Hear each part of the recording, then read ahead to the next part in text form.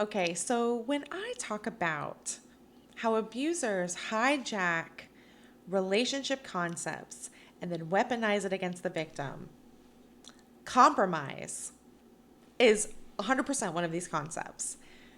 So, what the abuser tells the victim after they've essentially misrepresented themselves and tricked the victim into getting in a relationship with them, as they then turn the evil eye of Sauron on the victim and start telling them all the ways that they're wrong, all the things that they need to change, all the ways that they're deficient, blah, blah, blah, etc.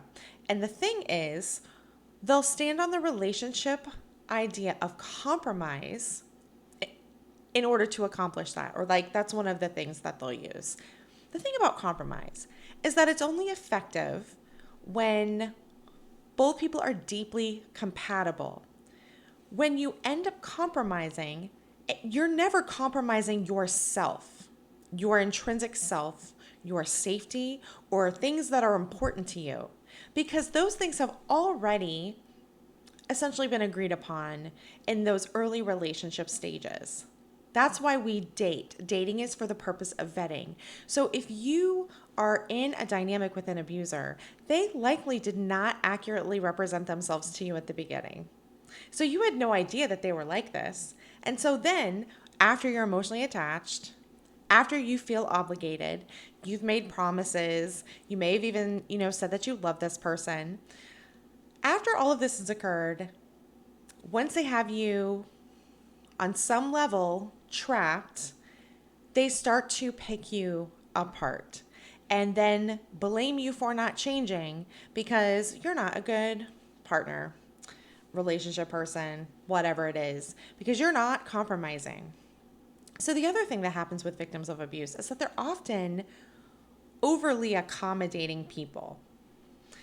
The idea of a compromise, a negotiated compromise, like in general, is that you have two positions and that each side compromises on something that gets you to a middle ground that you both can agree on, and therefore you have an effective negotiation with a compromise. And the outcome works for everybody, even if it's not exactly everything that they wanted. But effectually, what happens with the abuser is the abuser gets everything that they want. Because to be in the relationship, many victims have already made vast accommodations for the abuser. And so they've already come here, and the abuser is saying, well, you need to compromise. So the only way to compromise is to go to where the abuser is. There is no compromise. The abuser isn't moving. The abuser isn't compromising anything. Although they'll gaslight you into thinking that they have or something to that effect.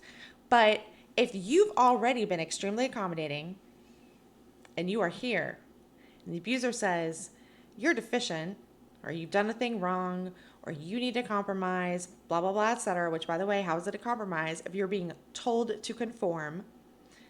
You need to come further, not a compromise. So the thing you see with cults and abusers, unsafe, toxic people, is they will use words that have a meaning in our society or in your relationship, but the way they're using it is not the way that you understand the term. So they'll say the word love, but how they mean love is not the same way you mean love or how love is actually meant. And the same is true for compromise. And that's how you end up in a relationship dynamic where you've attempted to be a good partner and suddenly you're looking around like, well, where did I go? How has there been compromise? And yet I'm the one who's given up everything. It's because the word compromise does not mean to the abuser what it means to you. Anyway, I hope this makes sense, and I'll talk to you next time.